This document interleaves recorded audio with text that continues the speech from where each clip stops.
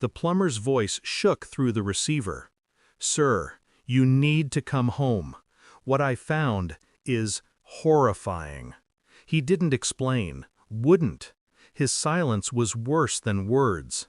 By the time I pulled into the driveway, his truck was running, headlights dimming in the late afternoon. He stood on the porch, pale, arms folded tight like he was afraid the house itself might reach for him. "There's something behind the walls," he said, eyes fixed on the siding. He refused to go back in. The air inside felt different, thick, chemical, sour. I followed the trail of his dust until I found the hole. My hand shook only once when I raised the flashlight. Not pipes, not wires, photographs. Stacks of them, pressed between studs, sealed like time capsules. My wife's face in almost every one. Her mouth against men I didn't know. Smiling, holding, tangled in sheets that weren't ours. My face too, smaller stacks, fewer smiles. And my son's. But it was the strangers' faces, dozens of them, that bled through me like ice. A shrine, hidden inside my own walls. The house had been whispering all along. I just hadn't listened. I told myself it couldn't be real, that maybe it was some twisted mistake. But the details were undeniable. Dates scrawled in her handwriting, hotel receipts tucked inside envelopes, letters pressed flat like pressed flowers. Every piece placed carefully, not abandoned, curated. I sat on the basement floor, holding pieces of her life I had never touched. A marriage dismantled and archived. Infidelity was one thing, but this was something else. Ritual. Why hide it here? Unless secrecy was part of the thrill. Unless the house itself was complicit, its bones a vault for her betrayals. My chest ached. Rage clawed at me, begging to be unleashed. But rage is loud, and loud men lose. I couldn't afford to lose, not now. That night, I smiled at her as though nothing had shifted, kissed her cheek when she walked in from her sister's. She didn't notice the drywall dust under my nails. Over the next week, I mapped her life. Phone records, numbers she thought erased, hotel keycards buried in an old purse, credit statements with missing hours, missing stories. And then, the test. I swabbed my son's toothbrush when she wasn't looking, sent it off under a false name. Waiting hollowed me. Days bled into nights.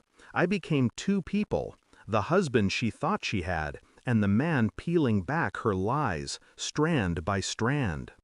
Every smile I gave her was counterfeit, every laugh rehearsed. But inside, I was sharpening. The truth was circling, and I knew when it struck, it would tear me open. The envelope was plain, white, heavy.